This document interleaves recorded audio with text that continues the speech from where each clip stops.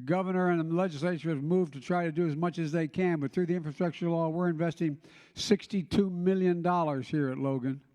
It's the largest grant for airport terminals in the country thus far, and one of the largest federal investments in airports ever. This project is going to create 5,900 jobs, union jobs, where people make a decent salary. It'll go to expanding capacity by adding more gates, baggage claims, ticket counters. It's going to increase accessibility by adding ramps, rails, elevators, wheelchair-accessible shuttles, and buses. A new HVA system, electric-powered gates, are going to make it more energy efficient. Less idling time for planes will mean fewer emissions. We're creating a modern terminal worthy of America's city on the hill. Folks, because of the significant decline in revenues and travelers due to the pandemic, this project is going to be scaled back. But thanks to the infrastructure law that your members of the House and Senate really got done, they were the engine behind it. We're full steam ahead. We'll have a first-class airport here in very short order. Folks, America invented modern aviation, but we've allowed our airports to lag behind our competitors. Today, not a single solitary American airport, not one, ranks in the top 25 in the world. The United States of America, not one airport ranks in the top 25 in the world. What in the hell's the matter with us? It means commerce. It means income. It means security. And we don't even rank in the top 25, not one single airport. I remember when I was vice president, I was flying to New York on Air Force Two. We landed in LaGuardia. And as I got into the terminal, there was an escalator. This is God's truth. Going up to the gates. And it said, quote, "Out of order, will be fixed in 2 months." LaGuardia, out of order, will be fixed in 2 months. With all the international passengers flying through LaGuardia, taking a look, we wonder why. Folks in China and others think we're a spent economy. Will be fixed in 2 months. I thought to myself, this is the United States of America. The good news is LaGuardia is changing with a multi-billion-dollar investment that's turning into a world-class airport again, just like you're going to do here. Just imagine walking in here when the construction is done, a bright modern terminal. You'll know you're in the 21st century, in the greatest country in the world, one of the finest cities in the country. And you're not only doing this here in Boston. With this new law across the country, we're investing $25 billion. $25 billion to modify our airports. From airports serving small towns like Turner's Fall Airport in western Massachusetts to major cities like Boston. It matters. And by the way, my administration is also cracking down on the airlines to get passengers fair treatment.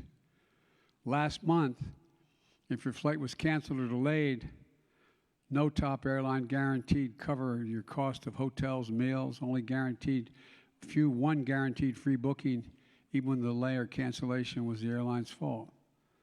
Well, then Secretary Buttigieg at my request called them out. And guess what happened? As of last week, airlines now cover hotels, 8 of them, 9 meals, 9 rebooked for free, and that's progress. We're going to get more rules in the works to protect airline passengers even further. Folks, for most of the last century, we led the world by a significant margin because we invested in our people and we invested in our infrastructure. We invested in ourselves.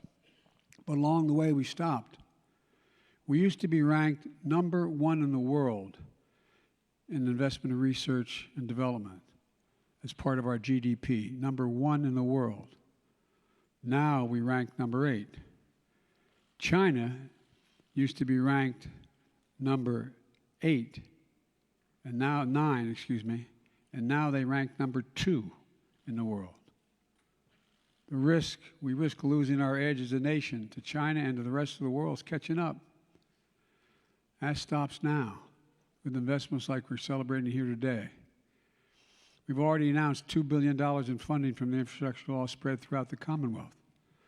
We're investing $190 million in Massachusetts to improve bus service, including $116 million to replace dirty diesel buses right here in Boston with electric buses. This will reduce emissions coming out of those buses, lowering air pollution along the bus routes. We're spending $20 million in Roxbury to allow for faster and safer commutes by adding protected bus lanes, sidewalks along some of the neighborhood's busiest streets, like Warren Street.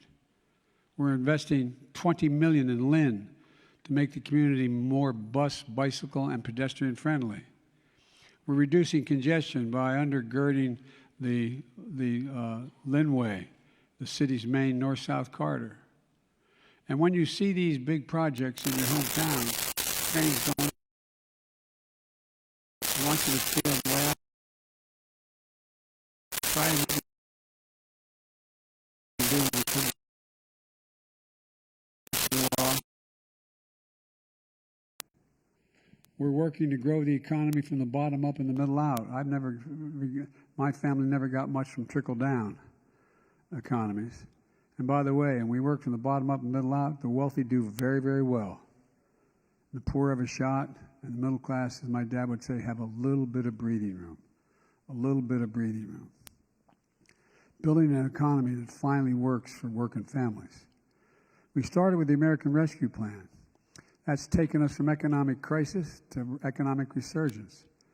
Jobs and incomes are up. People are back to work. And that progress has continued in recent months, even as economies around the world have faced challenges, from Delta to Omicron to the ongoing war in Ukraine. We're seeing hopeful signs of progress on inflation as well. The price of gas, when we said what I was doing wouldn't make any difference, guess what? It's down $1.30 since the start of the summer and continues to go down. Inflation eased in July. I said last spring that our top economic priority was to bring down inflation without giving up on all the gains American workers have made last year. But there's more to do, a lot more to do. That the American people should have confidence that we're on the right track, that we're seeing real progress. We've worked to make sure our economy recovers, to lower costs for families, but we aren't stopping here. I ran for office to build America, not just to get us back to where we were before the pandemic. So we launched a once-in-a-generation effort to invest in America to come out better than we went in. Our infrastructure, our clean energy future, our innovation economy. I signed the infrastructure law that's upgrading this airport and investing in communities around the country. I signed the Inflation Reduction Act. That's going to mean American jobs. And I'll make sure American-led industries are leading the world in building a clean energy future. I want to pay special tribute to Ed, because without him, we would have never gotten it passed, because he said, let's get what we can. And we got $362 billion, $69 billion. We didn't get the 518 I was looking for.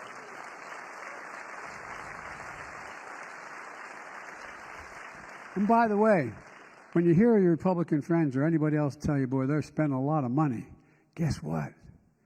We cut the budget $350 billion last year.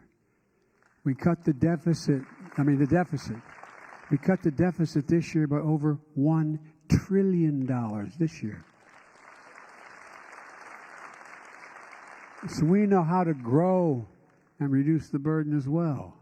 Folks, look, I also signed the groundbreaking CHIPS and Science Act. That's going to ensure that technology and jobs of the future are made here in America. It invests billions of dollars in research and development, workforce training, manufacturing incentives to bring the semiconductor manufacturing back to America, where it began. We invented the damn chip, the United States. I'm serious. Think about it. Think about it. Just think about it. And think about anything that matters to you in terms of your daily life that doesn't require a computer chip. I'm not joking. The biggest reason for inflation last year was the cost of automobiles, because there weren't the chips available to build the automobiles. That's the reason. Well, look, the fact is that there's a lot we can do, a lot we have to do. You know, the fact is that right now, with this infrastructure law, America is really getting on the move again. Let me close by saying that we're moving, and your life is going to change for the better. You know, as I said, when you think about who we are and describe, like, go back to the way your mother or father would explain to you what America was like 50 years ago. There's no question. It wasn't the damn thing we couldn't do if we set our mind to it. I'm heading from here to the Kennedy Library to talk about the President's moon launch speech, because I'm launching a similar initiative on cancer. American people, because of our failure to think big, in my view, have begun to wonder, you know, can we really do anything? How much can we do? Are there any things that are significant that America could do better than any other country in the world?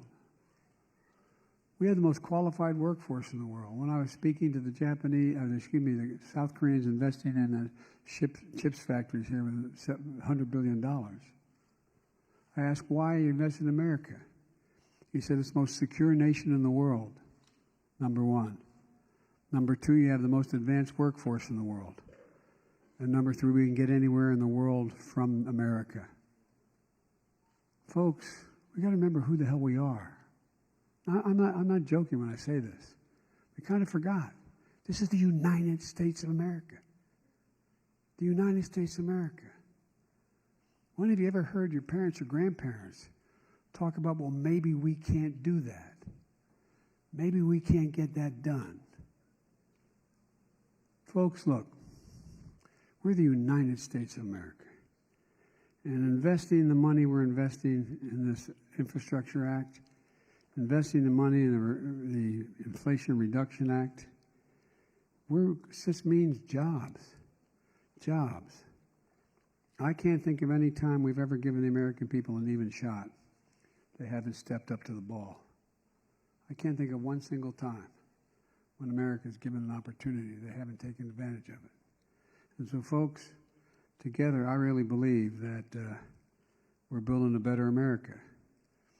Not because of Joe Biden, not because of Democrats, but because of who we are as a people. We, the people. We are the most unique nation in the history of the world. That's not hyperbole. Every other nation in the world is based on geography, ethnicity, religion. We're the only nation in the world that was organized based on an idea, not a joke. Think about it. The only one on an idea. We hold these truths to be self-evident, that all men and women are created equal, endowed by their Creator with certain inalienable. We've never fully lived up to it. We've never before walked away from it. Never before walked away from it. It's about time we come back home and remember who the hell we are. Because we, the people, can do anything we want to do if we set our minds to it. And folks, together we're going to build a better America. So just remember who we are. We're the United States of America, and there's nothing beyond our capacity. Nothing, nothing, nothing. God bless you all, and may God protect our troops. Thank you.